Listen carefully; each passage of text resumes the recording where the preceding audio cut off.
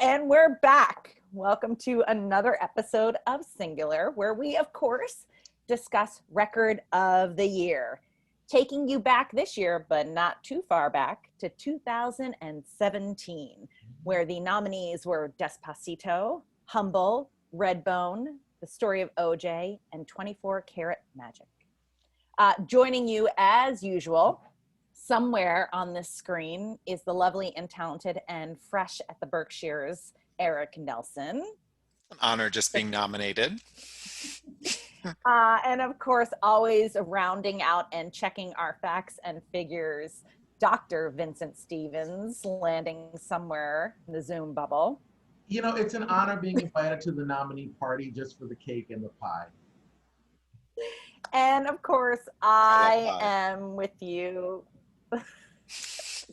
as part of your fall package, Susan Lombardi Verticelli. Susan, you're on my must-haves for fall list. I just want you to know that. Thank you. My goal is to be on Oprah's list soon. Everyone's is. Come on. Yeah. All right. Is the mail here?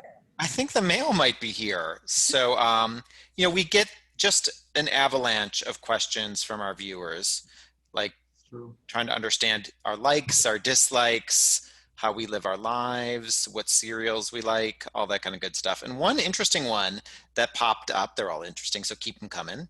This year is that we're looking at 2017, is the 60th anniversary of the Grammys, so milestone year. And a question that was asked deals with milestones in a sense, which is, which out of all of the winners of Record of the Year over 60 some years is each of ours favorite, most worthy winner of, the disc that gets played to represent the year. So Vincent Stevens, I know you always have a thought around what, yes, indeed, what music means to you and to the world as a whole. Which is your, of all the Record of the Year winners, which is your top of the stack? Ooh, this is a tough one because there have been a lot of great records. A few that I think are just wonderful, but I'll get to the one I chose. I Left My Heart in San Francisco by Tony Bennett, a classic, continues to endure. Bridge Over Troubled Water by Simon & Garfunkel, great choice. Sonny Came Home by Sean Colvin. But I would say my favorite all-around pick, just a Record of the Year winner that is ageless, timeless, and that just speaks to something fundamental about humanity. What's Love Got to Do with It? So this song, was Tina Turner's big comeback in 1984. It was a #1 hit. And it just, I think, solidified everything that's amazing about her as an artist. For a long time, there was a rumor that she didn't really like the song. And she said when she first got the song, she felt that it needed a little bit more edge to it. And so I think, needless to say, it's a song that people don't really cover because you can't. It's so her. And it's one of the few songs from the 1980s that's in the Grammy Hall of Fame. So love it. I just think what it has to say and the way it says it is perfect. It's one of those songs from the 80s that can't be reduced to it's a cheesy 80s song. It's like what it has to say and how it says it is just so eloquent that, yes, what's love got to do with it, baby? Indeed. Enduring. It still gets played all the time on radio today. So classic. Speaking of classics, Susan, what, which rises, if you were at the jukebox and putting another dime in, baby, which button would you press? What song would you want to hear? Well, I can't answer this question without referencing yet another amazing episode of the show Blackish, where the grandmother tries to explain to Rainbow why the internet is bad. And she says, because you put the question out, what's the best song of all time? And of course, everyone knows it's Automatic by the Pointer Sisters. But then you're going to have 50% of the other people saying it's Bridge Over Troubled Water. So I just like to throw that out there that, everyone has their own favorite. However, knowing that I am the gut of this body, my first reaction to this question was I Will Always Love You by Whitney Houston. As many listeners know, the Bodyguard soundtrack, it was one of my favorite albums. And I will often listen to it. And in fact, I think The Bodyguard is a fantastic film. And yeah, and I will also encourage others. I don't know if this ever won an award, but Not Ready to Make Nice by the Dixie Chicks. You can not beat the harmonies and the strumming and drum beats of those three women. They will knock it out every single time. And thrown in there, because I won't pick one. And Vincent can fact check me on this. Did Car Wheels on a Gravel Road ever win anything, Vincent? I'm not checking. It won Best Contemporary Folk Album in 1998, so it didn't win any of the top prizes, but Lucinda Williams did. I think that was her second Grammy, because she won a songwriting Grammy, I think, for Passionate Kisses, which Mary Chapin Carpenter had a hit with the making. I love that song. That's a great song. I love that Lucinda song. Williams, great artist. Yeah. Indeed. So there you go. Did I answer the Susan, question? you did. And that's what makes you queen of the night You answered and the day. I got the stuff that you want. I've often said that about you, Susan. So I'm going to add my 3 cents into this mix as well, but love all the songs you reference. And as a sidebar, I think a song for our time right now is the Neutron Dance. Why? That represents all of the emotions that we as a country and world are going through. I'm just burning doing the Neutron Dance. Aren't we you all? Can't see, but I'm doing it in my chair right now. I often think you're doing the Neutron Dance, so that confirms it. It just confirms it. But I love all the ones you reference. I'm going to add, one we were actually talking about just before the podcast that isn't my favorite, but I think is in the mix, is Rolling in the Deep by Adele. I love the intense vocal, the rock edge to that song. It just has such an amazing journey that it takes you on. But speaking of more, my favorite, I think I was looking at the list, and this actually is a little different from Vincent, what you described, because this song has been covered so many times, but I think what's so lovely about it is it has such an ingrained sense of the emotional journey it wants to take you on, which is It's Too Late by Carole King. I just think that is such a beautiful, lovely song, and does such a great job of getting an emotion across through the way it's written in the lyrics. So, to your point, I feel like the first few years of the 70s, the Grammys really hit it out of the park. Because you got Bridge Over Troubled Water, It's Too Late, First Time Ever I Saw Your Face, Killing Me Softly. I mean, you can't really deny those 4. Then it starts to get a little questionable. Yeah. But that's for maybe another podcast. But those 4, how amazing would that have been if those 4 were nominated in one year together? Period. Yeah. Talk about grudge match or SmackDown match. And one other I'll just add, because I just love it, is Betty Davis Eyes. I just think that song just delivers in every possible way. One Take. One Take Stevens. I was reading some interview with Kim Carnes, and she said they tried a bunch of different arrangements and it wasn't quite hitting. And then they finally just found the right groove and just push record, and what you hear is what you hear. So I think and it's funny if you've ever heard the original kind of like version. us.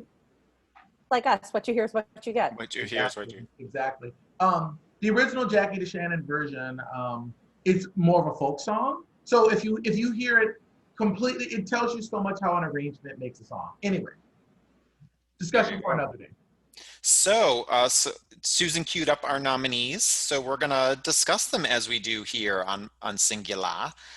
So we're gonna begin, as we do, with the nominees first, and then end up with the winner, and then talk about who we think should have won and who else could have been nominated. But to kick us off, we're gonna go to Childish Gambino, and Redbone is the first single, I think, on the list of nominees that we're gonna check out. And Vincent, I think you're gonna cue up a soundbite for us. I am, and just a quick note, the biggest song of 2017 was Shape of You by Ed Sheeran, followed by Despacito, one of the nominees, followed by That's What I Like, which won Song of the Year at the Grammys by Bruno Mars. Humble came in at number 4, and Something Like This by the Chainsmokers was number 5. I'm not familiar with them. I've never heard that song. Never heard it. So I will switch us over so we can listen to a Redbone. All right.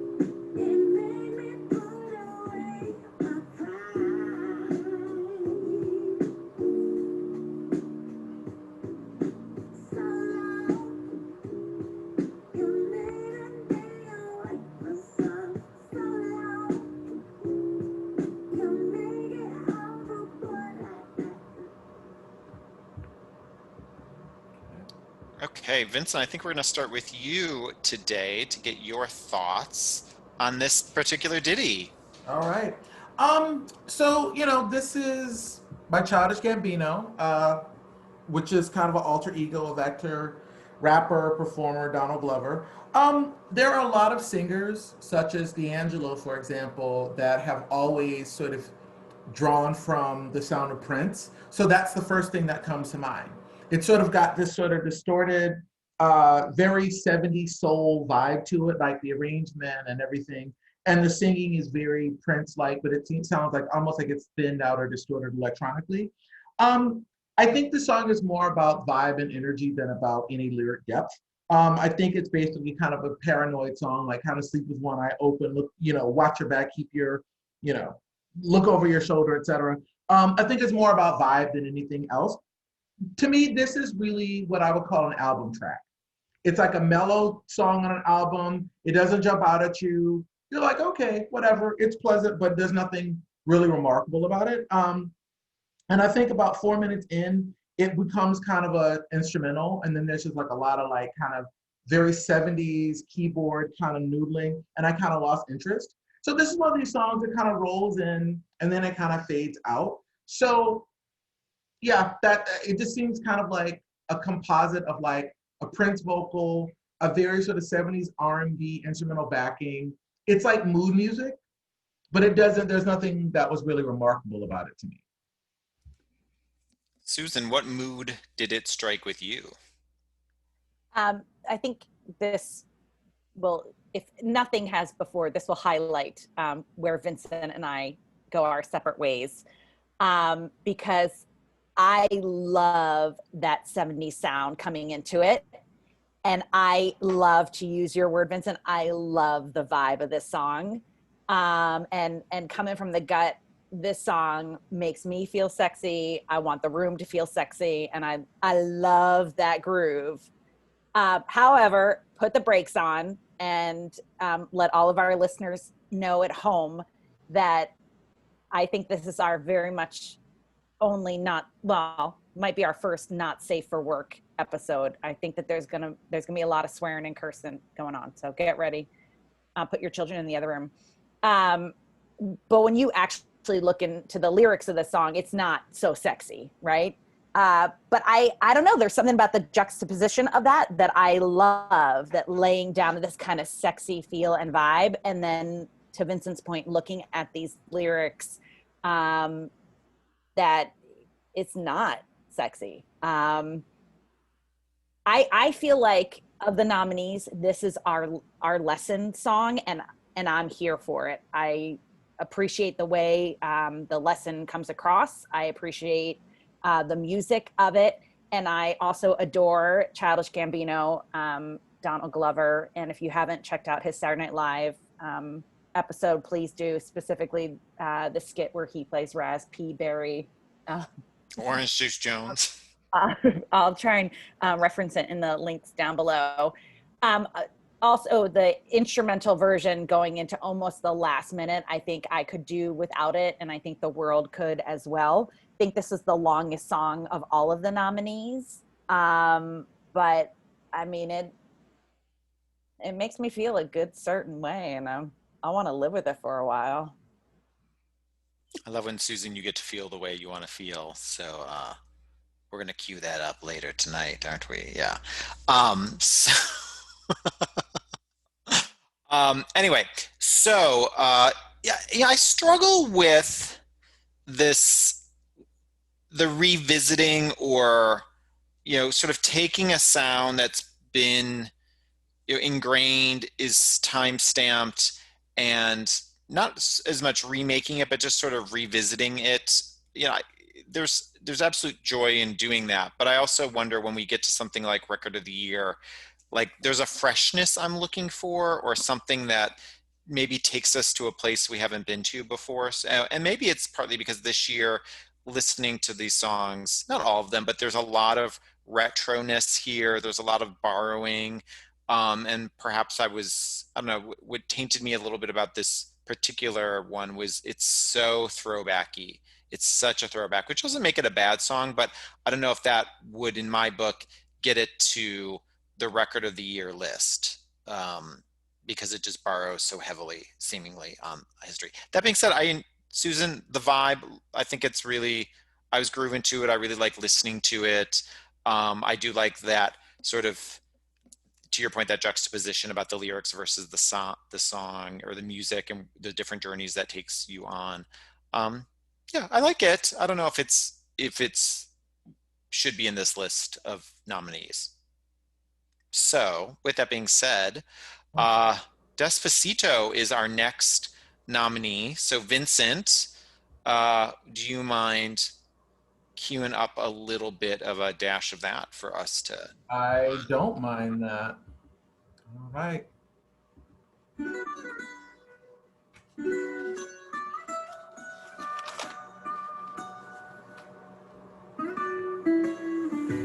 Come and move that in my direction. So thankful for that, such a blessing, yeah. Turn every situation into heaven, yeah. Oh, you are my sunrise on the darkest day. Got me feeling some kind of way. Make me wanna savor every moment slowly, slowly. You fit me, tell me love how you put it on. Got the only key, know how to turn it on. The way you never on my ear, the only words I wanna hear. Baby, take it slow so we can last long. Tú eres el imán y yo soy el metal. Me voy acercando y voy armando el plan. Solo con pensarlo se acelera el pulso. Oh yeah, ya me está gustando más de lo normal. Todos mis sentidos van pidiendo más. Esto hay que tomarlo sin ningún apuro.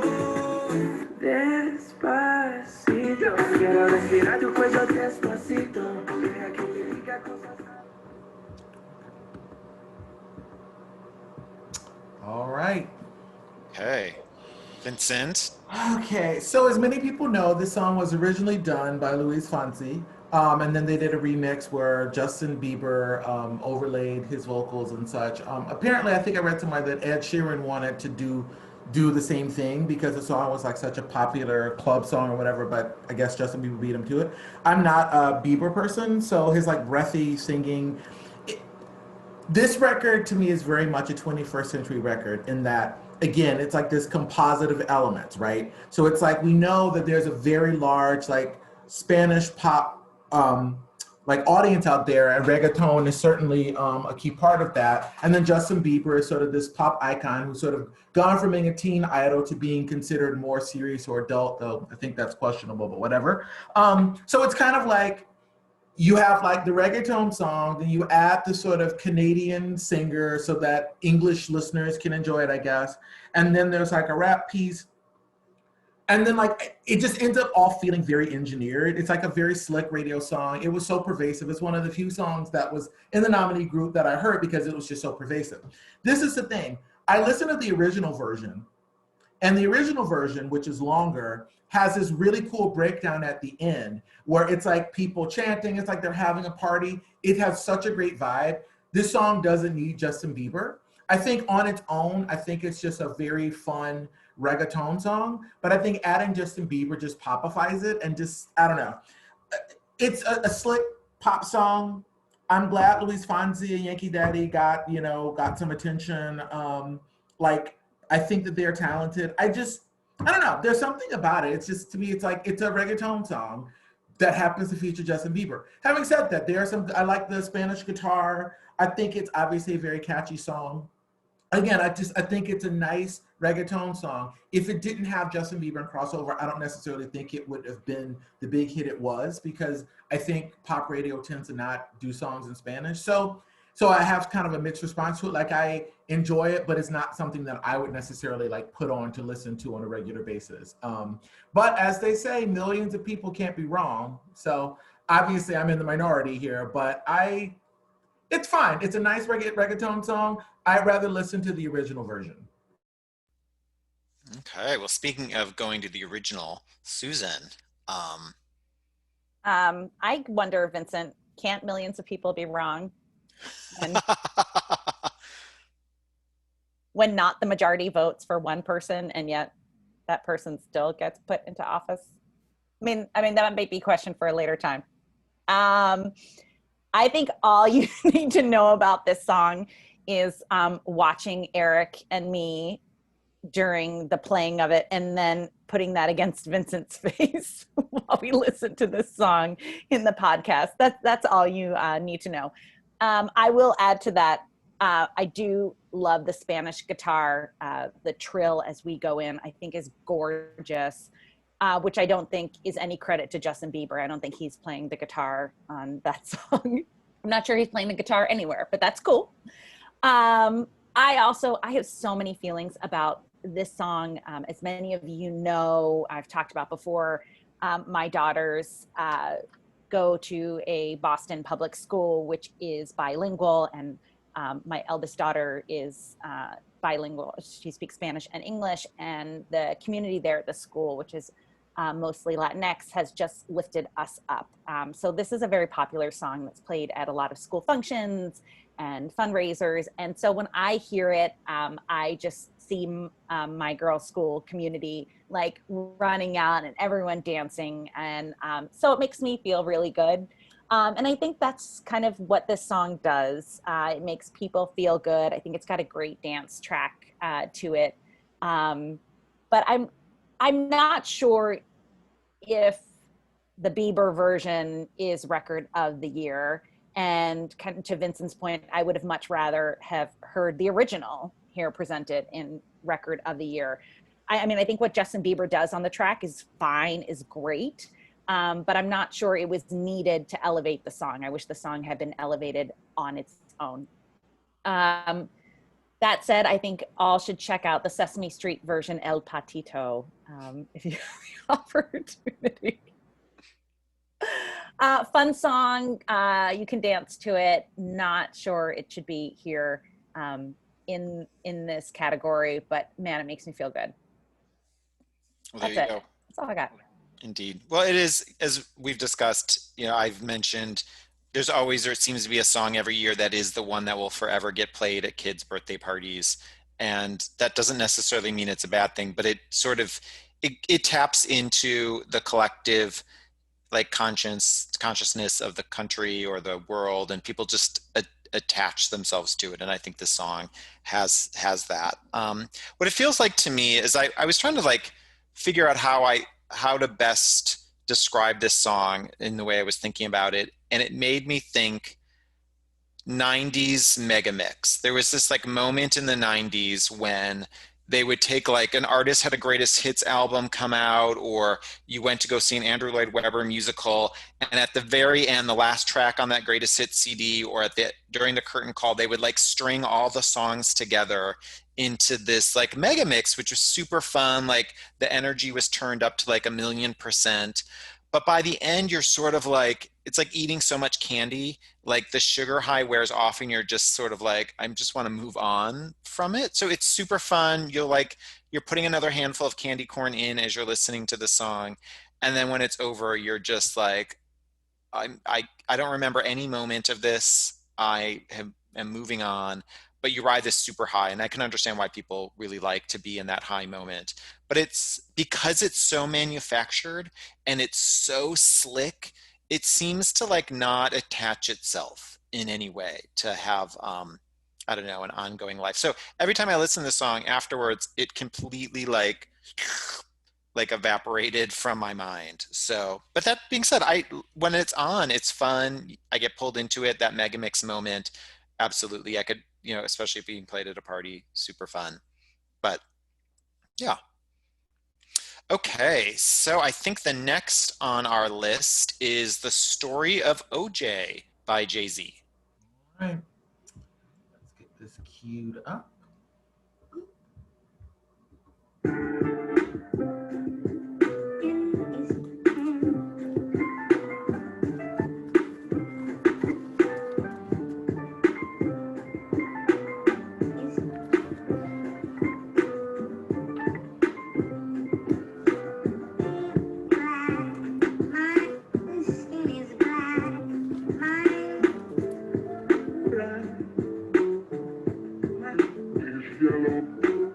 Light nigga, dark nigga, faux nigga, real nigga, rich nigga, poor nigga, house nigga, field nigga, still nigga, still nigga. second one. Light nigga, dark nigga, faux nigga, real nigga, rich nigga, poor nigga, house nigga, field nigga, still nigga, still nigga. OJ like, I'm not black, I'm OJ. Okay, house nigga.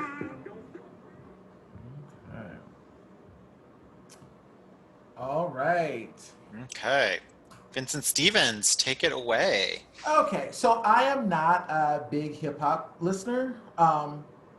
Like when I was growing up is when hip hop was becoming more and more mainstream. And in the 80s, that was like, you know, Run DMC, LL Cool J, Curtis Blow, I don't know, like the Fat Boys. Do you remember the Fat Boys? Some will Disorderlies.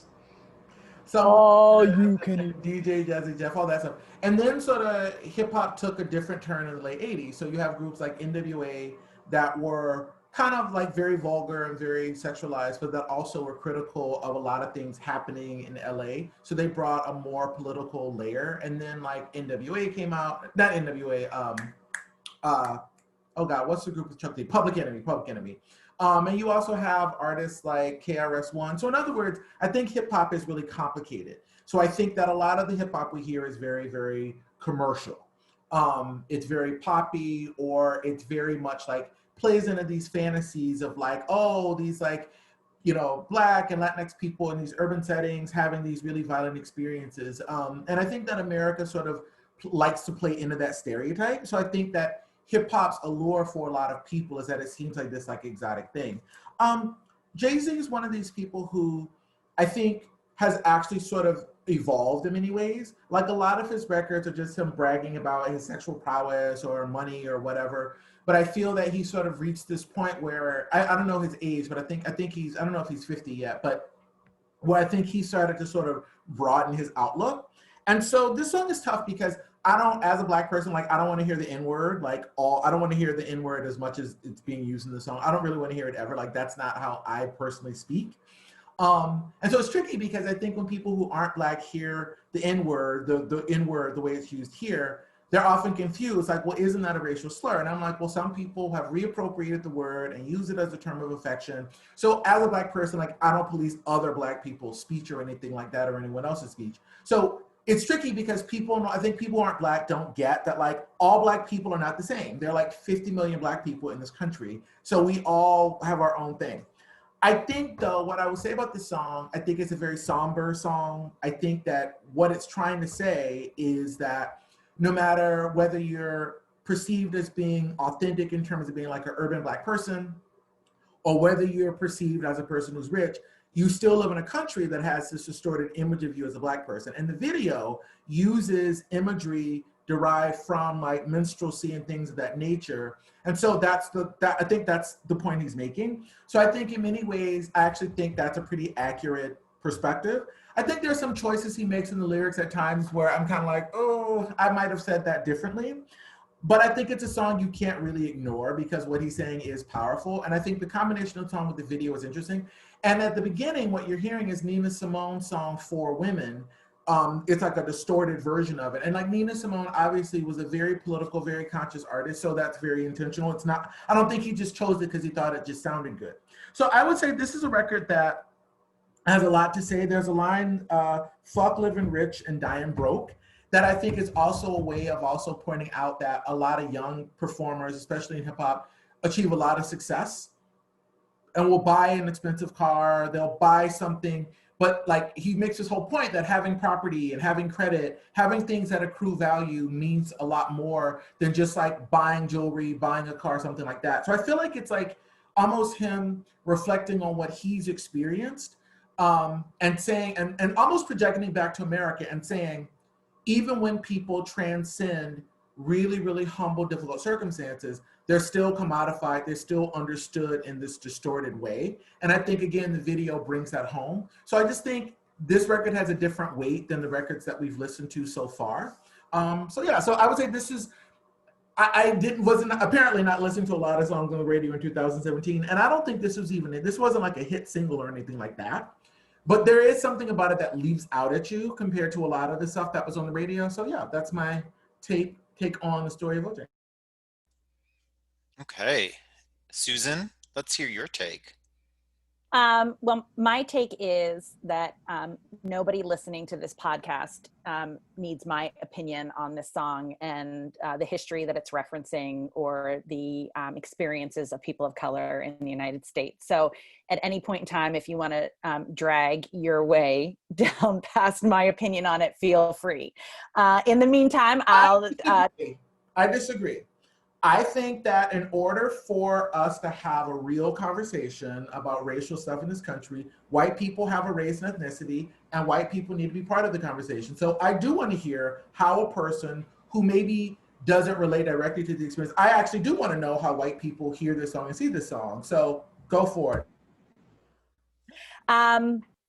Yeah, thank you, Vincent. I appreciate that. I love you. And I'm so glad we're all doing this together.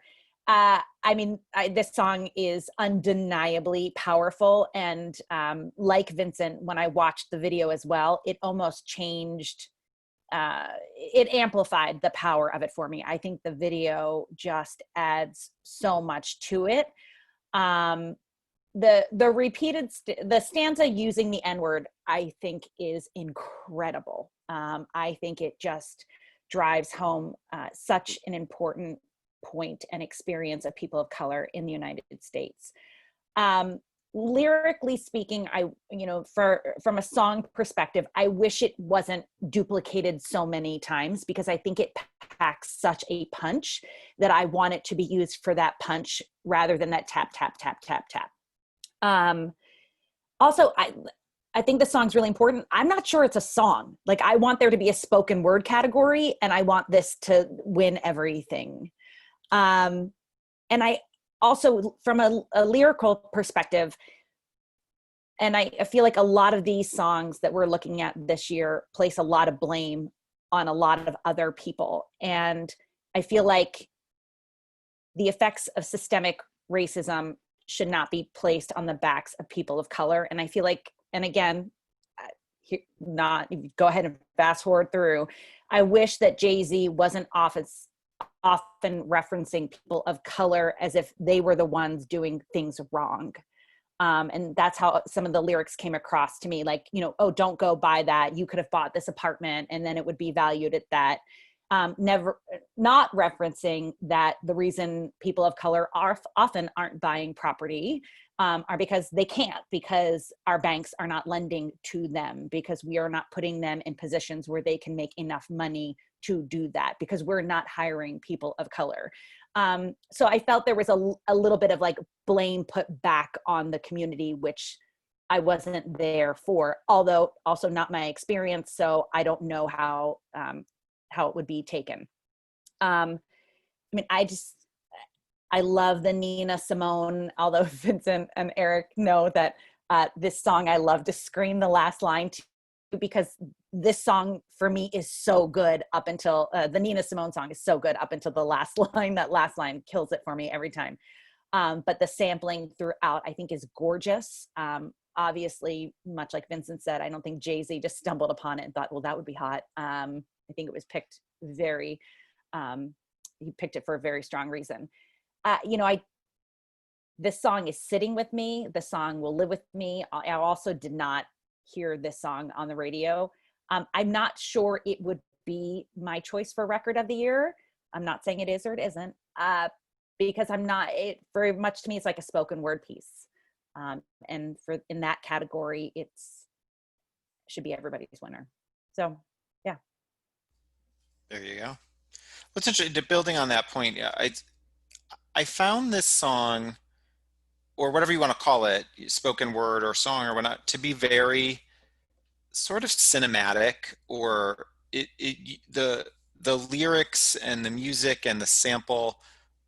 Even I didn't watch the video, so I haven't seen it, but I found it so strong in terms of the imagery or just feeling it gives you, that it didn't feel like a pop song, or I mean, it's not a pop song, so why would it feel like a pop song? Or it doesn't feel like what traditionally falls into this category of the kind of, even like, it's not a single, like it doesn't feel like a single. It feels like it has a very different intentionality and weight behind it. And as you know, as a white person listening to the song, the use of the N word right away and so consistently was jarring and you know, stopped me in my tracks and made me want to pull out the lyrics and figure out, okay, what is this song about and what is it trying to say? And Vincent, that line you referenced earlier about, you know, living rich but dying, or what, I can't remember the exact line, but it's sort of the thesis of the song is a really interesting point, which you know, so it did all these things that pressed all these buttons or stopped me in my tracks and made me want to learn more about it. And it made me sort of also think back, okay, as we look at this category and what it has done over the years, there was a moment in time where the issue song sort of had a place in this, both in pop music or popular music, maybe that's a better word for it, and would get awards. And then we sort of got out of that because there were, I think, less of those songs being done.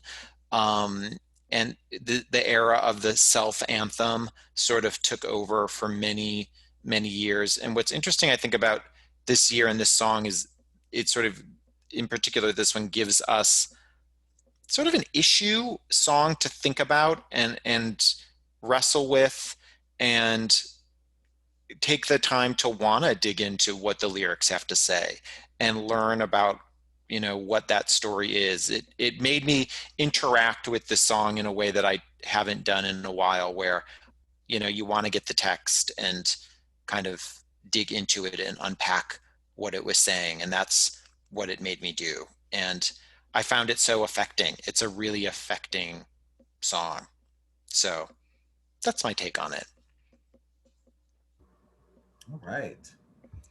Okay. Last of our nominees is Humble by Kendrick Lamar. All right. Let's see.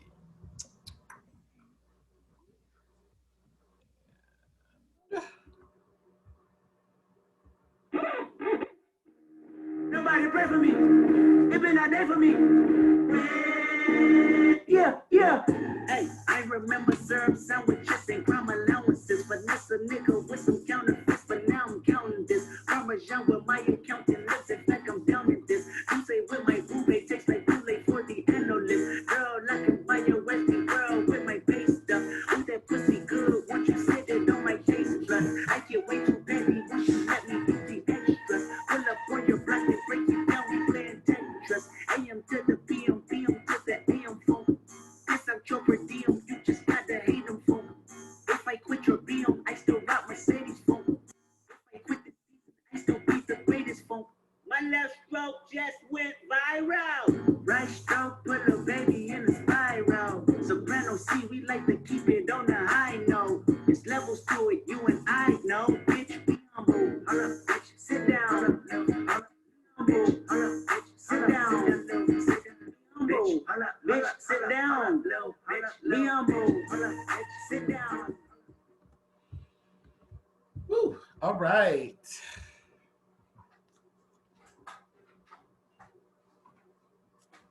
Oh, There we go, Vincent. Why don't you share with us your take on Humble? all right.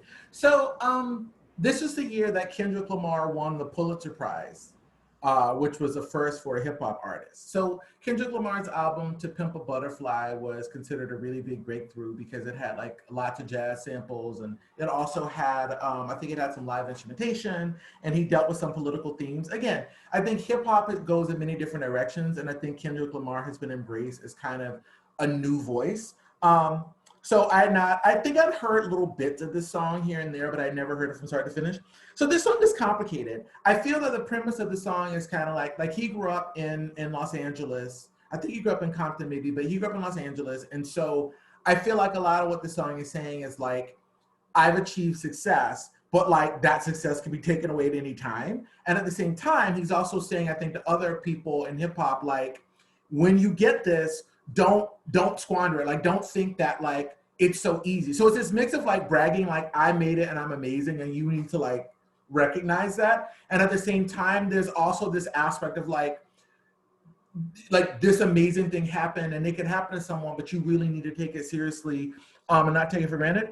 There's sort of a sense of humor in it, and there's some irony in it. The keyboard riff is kind of ominous. I don't like trap music at all. There's a little bit of trappish stuff in it, but there's just enough to connect it to trap, but it also is not a generic trap song.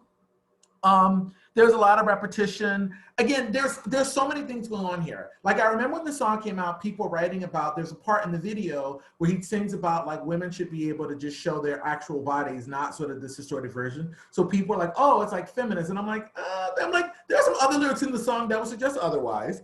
So in other words, I feel like what he's giving you is like kind of everything. It's like, I'm gonna brag about myself, and I'm also gonna say you need to be humble when you get this. And I'm like gonna tell you about eating syrup sandwiches and coming from this really humble background. And I'm also gonna talk about playing golf and being with my agent. So it's just like a lot. I feel like this song, much like on some level, a lot of pop songs that are written by kind of relatively newish artists, it's very much a song written for and about being a celebrity. Like, I'm a celebrity, I'm a star, this is what it's like. And I think that there are a lot of performers who do that. So there's something kind of insular about it. And then there's also something that's a little transcendent. So I don't know. I felt like this song gave me a lot. Again, I'm not somebody who wants to hear the N-word, and there are other words that I use in this song that I'm like, ooh. And then I say, you know what? I have a certain background. I'm a certain age. I was raised a certain way. So my biases are always going to show up in whatever I listen to.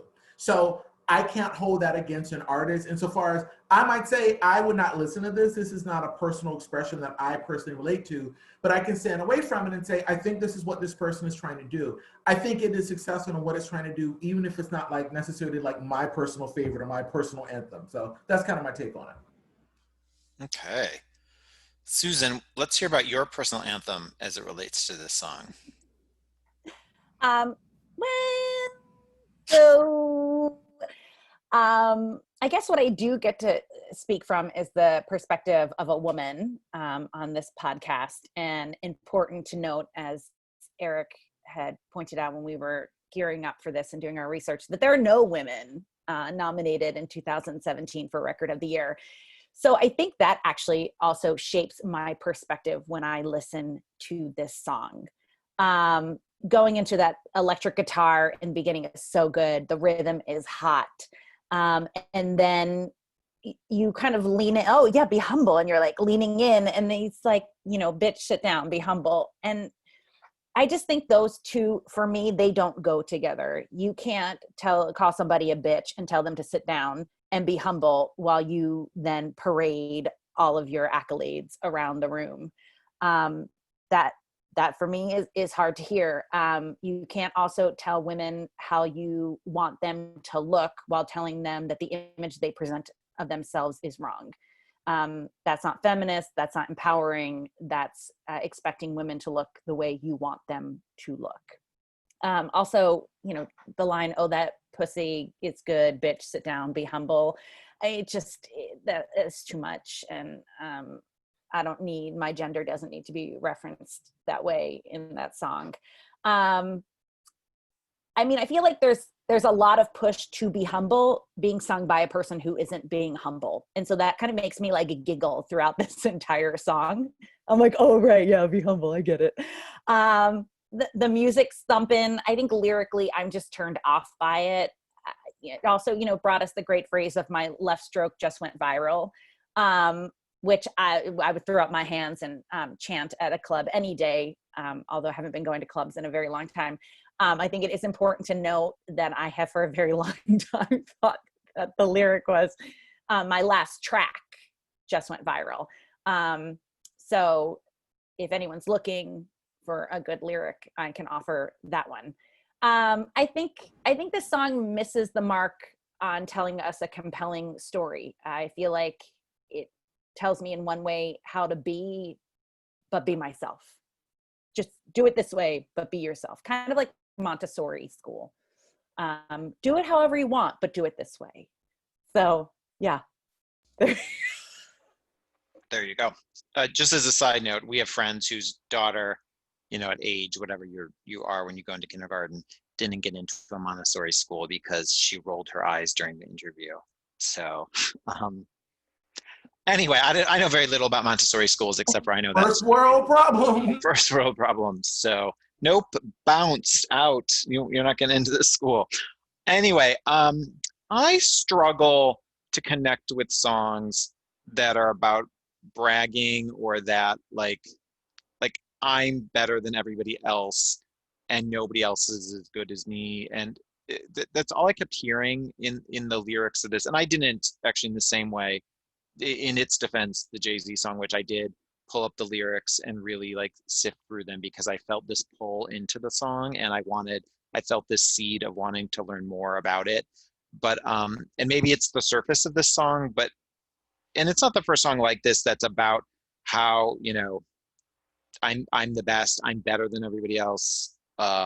Everybody else should just sort of sit down and take a seat, which is different than those like self-empowerment songs that are about which maybe good or bad, but kind of recognize the value in everybody and sort of put a spotlight on differences and let's all celebrate that together, which are, I like that message. Perhaps there were too many of them at a moment in time when it was all you could hear on the radio with those.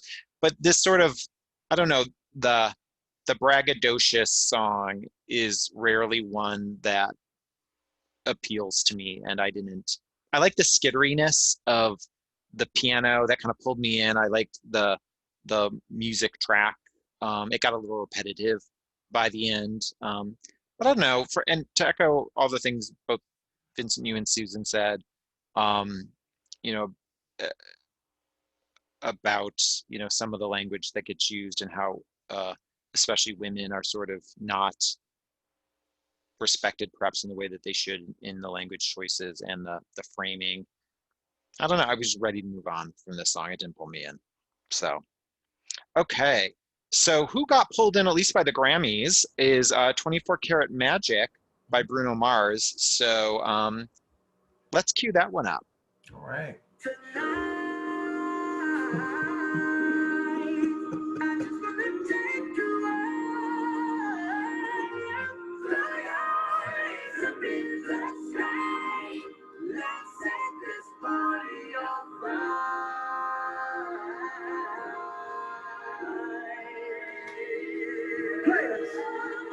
Put your pinky finger to the moon.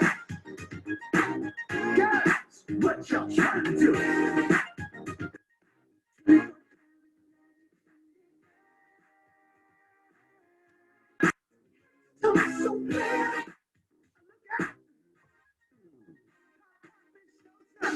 Showtime. Guess who's back again? Downtown, I bet they know as soon as we walk in. I'm wearing Cuban links, designer mix, Inglewood's finest shoes. Don't look too hot, might hurt yourself. Know that the color red, the blue. Shit. I'm a dangerous man with some money in my pocket. Keep up.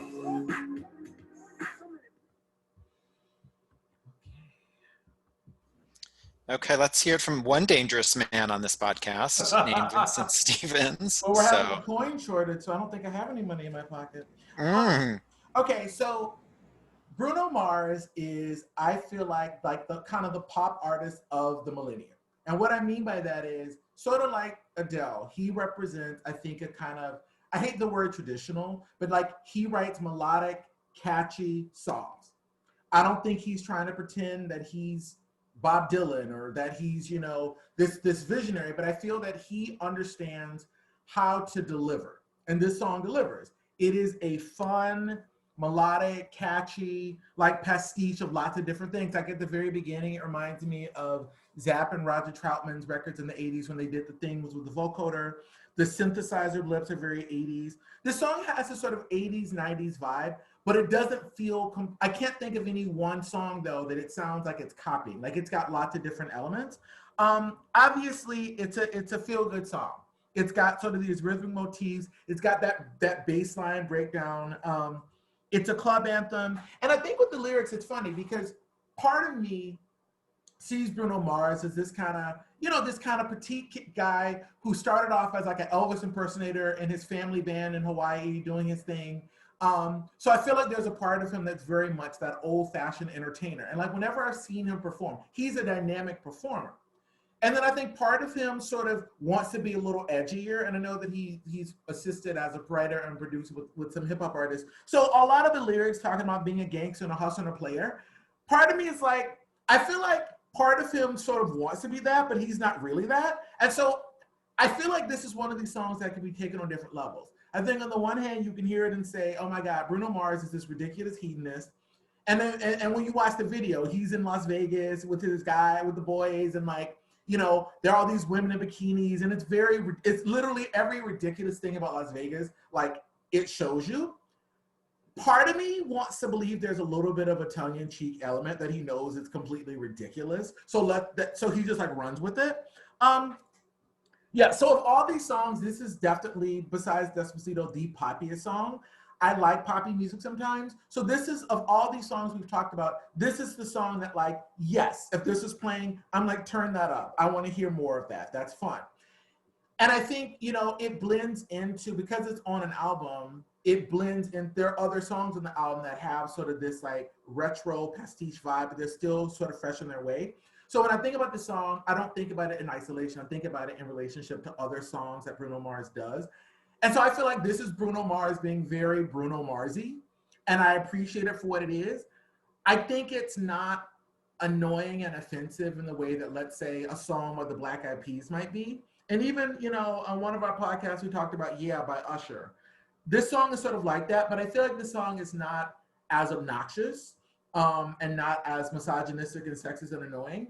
And again, I think Bruno Mars walks that line between like being kind of tongue-in-cheek and being kind of like, oh yeah, all the ladies love me. And I'm like, well, whatever. So I don't know. I think it's fun. I like it. It's great pop music.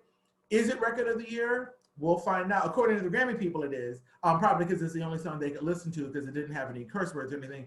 But anyway, I'm very curious to hear what you guys think. So I'm going to stop. Okay, Susan, serve up some curiosity answered for us.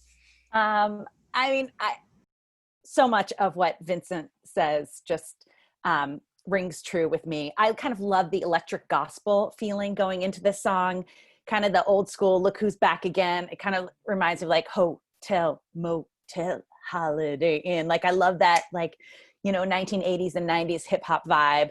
And I think that's the beauty of Bruno Mars. He's like a 1980s man in a 2000 body. Like that's how he comes across to me. So to Vincent's point, this song is going to come on. We're going to dance along to this one. It feels good. It's going to get people up on the dance floor. I was kind of going back into it when I looked at the lyrics, and I was like, looking at the lyrics, bitches and your ugly ass friends. And I was like, no, boys, no, we're going to stop doing that because you don't get to do that. It's time to stop that. You cannot put us all in those categories. You're not grouping us all together. Also, lyrically, I'm not really sure what this song is about.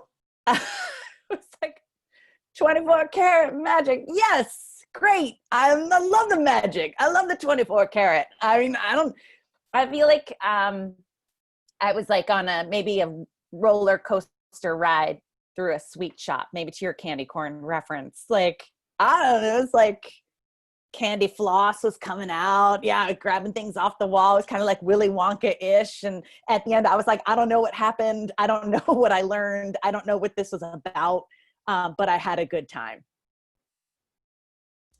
That's it. Susan and I always have a good time when you weigh in.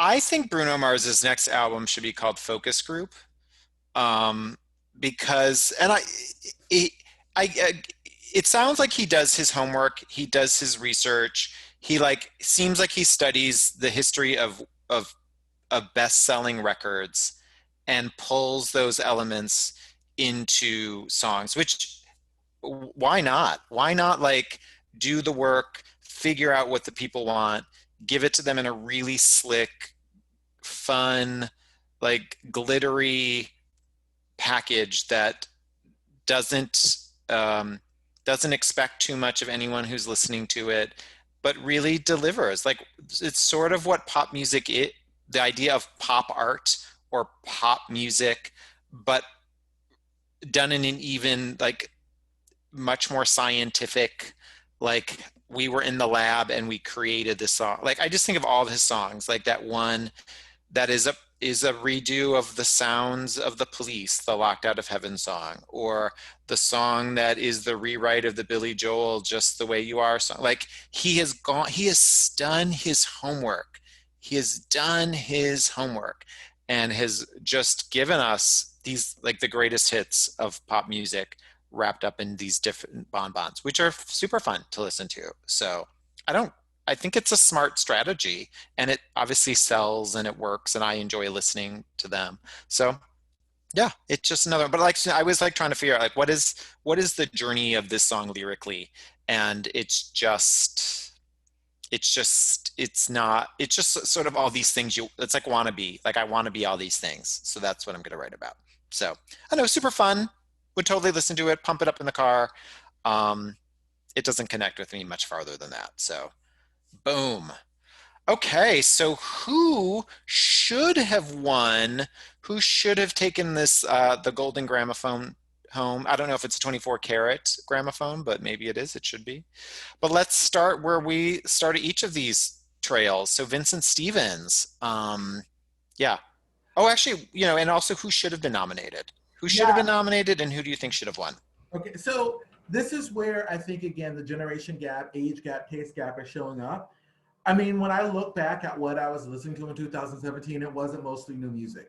Like, I looked at all the Grammy nominees for that year. The categories where I connected most were like best vocal jazz album, best like Americana album, best contemporary blues. I'm like, I've reached a point where I'm much more of a niche listener.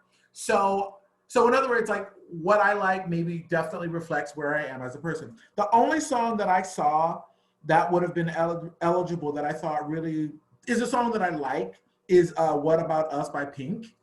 I mean, I think it's like this anthemic song. I don't necessarily think it's her best or her most challenging song, but I think it actually spoke to a very particular moment. And it would have been nice to have like a female vibe in this particular group. God. I also, even though I'm not like an Ed Sheeran fan, I mean, Shape of You, I think is an agreeable enough pop song. I don't think it's any worse than any of these, for the most part, than these nominees. So yeah, in terms of what should have won, I'm gonna give probably my most complicated answer ever thus far, and you can take it for what it is. So to me, Redbone, cute vibe, but doesn't stand out to me. Despacito, big radio hit. I think the original version in and of itself is a good reggaeton song. Having Justin Bieber makes it like a little cheesier than it needs to be, so not in contention. I think Humble, which won a bunch of awards in the rap categories, I don't know. I think that there are some things on it that I find interesting, but I don't feel, it's not something that I would put on to listen to. So that leaves us with 24K Magic and Soria OJ. I think if I were a voter in 2017 and I didn't listen very closely, I'd be like 24 Karat Magic. It's got a great melody. I can dance to it. I get it. Done. Bruno Mars, great little pop package. So I would say in some ways that would sort of just be, I'm just going to that very pop mainstream place because it's probably the only song in this group that I would actually put on and listen to if I'm really honest. But I have to say, I almost feel like the story of OJ is the best song, like what it's saying and what it's doing because it's so unorthodox. And because I think all of us agree, you hear it and you can't unhear it because there's something about it that's really powerful. To Susan's point, I think the music, and this is a problem for a lot of hip hop, the music is very repetitive and not always that thrilling. So I think what it's saying is more interesting than maybe how it's saying it. But I almost feel like it almost transcends Record of the Year. It almost is doing something that almost, it's not just like, oh, this is a great pop song, here's the trophy. I feel like it needs an award for something else because it's doing something else. So I would say this, I think the record I would listen to of these is probably 24 Karat Magic, understanding it's a very light song. But I think the record that has the most substance and that actually is the most interesting, that is worth sort of pondering, is actually the story of OJ. So I don't know then if I've given you a verdict, but that's sort of that's what I feel. Feelings are important. No, but I hear Vince, Susan. I mean, I think this is this is an odd year. I think not having any women in this category, and to Vincent's point about Pink's song, What About Us? I think that's a fantastic song.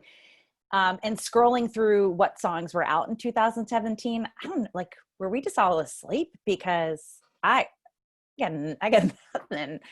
It was very few that I recognized or that I felt were strong lyrically, musically. That said, these 5 songs that were brought before us, I don't think 24 Karat Magic is the record of the year. I get why it probably was voted to be record of the year, but I think probably the Grammy voting committee picked a very safe choice. And it feels like very much this song was put in there to win so that they could say, oh, well, we did nominate these other songs, but they just didn't win.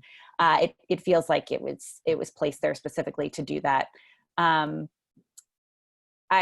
Again, back to my original review, I think the story of OJ, like Vincent was saying, it's compelling.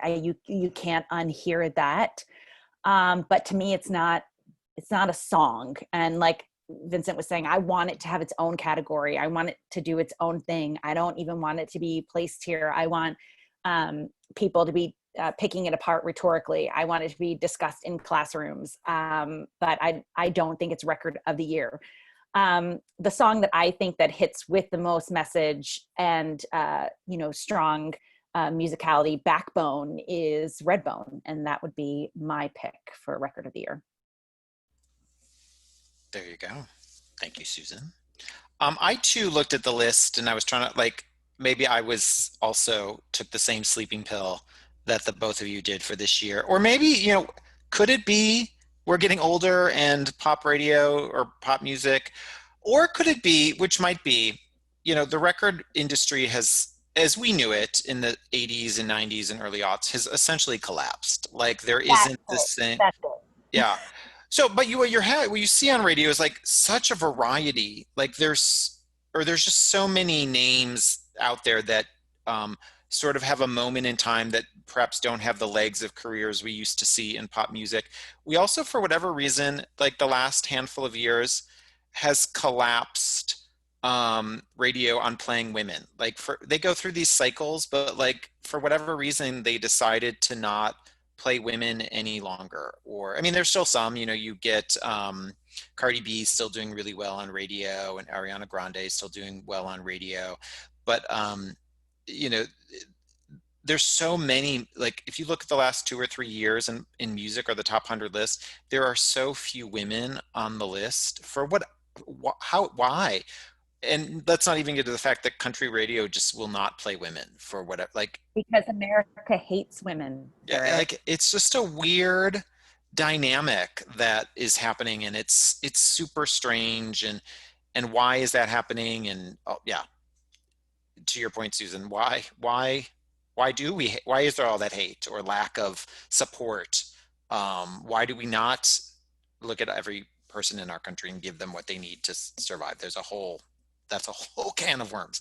But none of it lands. And I also think there perhaps is more of a moment in time. There's less stickiness to the songs that are coming out today. They don't really have the legs they used to. And it could be that we're so fragmented, right? Like with Spotify or with Pandora or with YouTube or any of these streaming situations, we don't listen to radio in the same way. So we get exposed to much less variety than we ever used to. But also when we do listen to radio, they're not playing women or they're not playing a greater variety of things. So it's just a super weird time in music. So that was actually one of the reasons why I picked this year, because I looked at this list and I thought, I know very little about these songs. They also look like, just reading it over, knowing who these people are, this is going to be a really interesting year to dig into because there's such variety of points of view and I don't know, I just thought it'd be interesting to look at it. So that's just a long-winded answer to say, I agree with everything, both of you said. I'm going to pick the story of OJ because I found it the most impactful moment of this group. And I used moment purposely because I don't also think of it as a record or a song. These are sort of 5 moments that we were dealing with, or 5 statements about things. And I found that the approach to it and how it was, the way it with really some extreme elements to it and whatnot, just sort of pulled you in, and at least for me as a listener, it made me want to dig in and learn, and I found that appealing and engaging. From a sonic standpoint, like if we're looking at a traditional record of the year kind of thing, I could imagine why 24 Magic won. But I also, Redbone was like a, Susan, to your point, kind of a listenable song I would probably want to listen to again.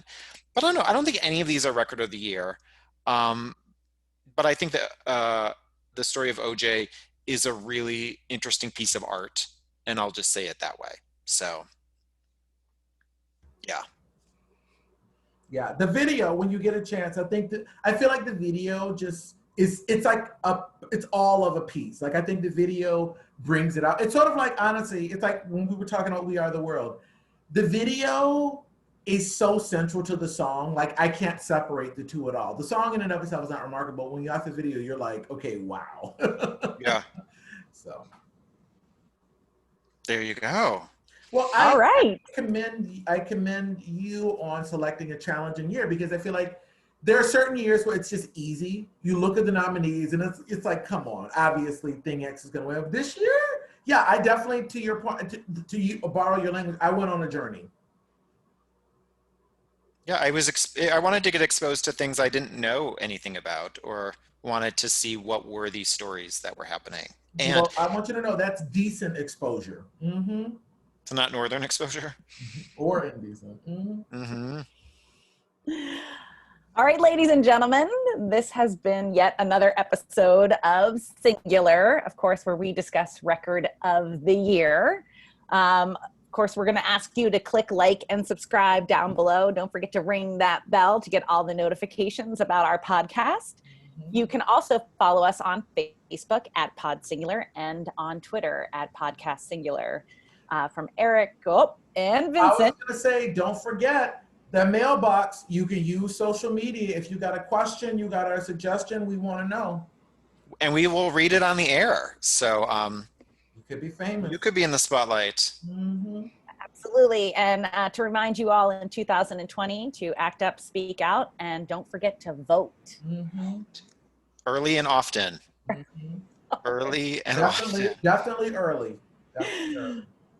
Have a great afternoon, and thank you for joining us here on Podcast Singular. All right. Ciao, everybody.